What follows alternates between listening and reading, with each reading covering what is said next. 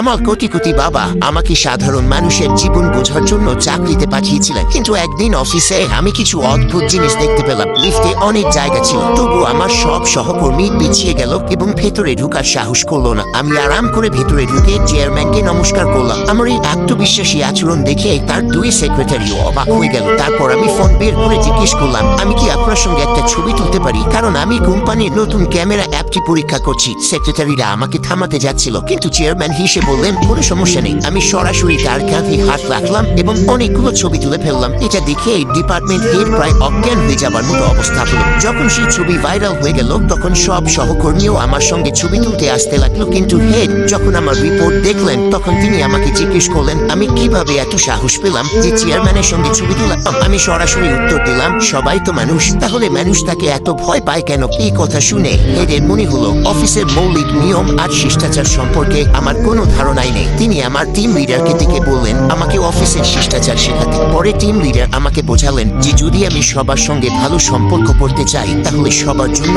এক কাপ করে milk tea কিনে দিতে পারি। এটা সস্তাও এবং পরিবেশও ভালো হয়ে যায়। আমি জিজ্ঞেস করলাম সত্যি কি সবার জন্য? তার সবাই বলতে যা বোঝানো ছিল আর আমার বোঝা সবাই এক ছিল না। আধা ঘন্টা পরে পুরো কোম্পানি হতবাক হয়ে গেল। আমি পুরো এক ট্রাক মিল্ক টি অর্ডার করে ফেললাম। প্রায় $2000 খরচ হয়ে গেল। ক্লিনার থেকে শুরু করে প্রতিটি ডিপার্টমেন্ট হেড পর্যন্ত বিল্ডিং এর প্রত্যেক মানুষ একটি করে কাপ পেল। এটা দেখি টিম লিডার পুরোপুরি হতবাক হয়ে গেল। এত খরচ তো চেয়ারম্যানও কখনো করেনি। কয়েকদিন পরে কোম্পানি আমাকে এবং টিম লিডারকে একটি বিজনেস ট্রিপে পাঠালো, কিন্তু এয়ারপোর্টে গিয়ে জানা গেল সব টিকিট বিক্রি হয়ে গেছে। বাধ্য হয়ে আমি আমার আঙ্কেলকে ফোন করলাম। কয়েক মিনিটের মধ্যেই আমি এবং টিম লিডার ফার্স্ট ক্লাসে বসেছিলাম। টিম লিডার ঘাবড়ে গিয়ে বলল আমাদের তো ইকোনমিতে যাবার কথা ছিল। এয়ার হোস্টেস নিশ্চিত করলেন যে এটাই আমাদের আসন। আমি বুঝিয়ে বললাম আমার আঙ্কেল আমাদের ফ্রি আপগ্রেড করিয়ে দিয়েছেন। হোটেলে পৌঁছানোর পর টিম লিডার শুধু একটি রুম বুক করেছিলেন। তার যুক্তি ছিল এতে ট্রিপ অ্যালাউন্স বেঁচে যাবে এবং আমরা দুজন একই রুম শেয়ার করতে পারবো। কিন্তু আমার মাথায় আরো ভালো একটি আইডিয়া এলো। আমি তাকে নিয়ে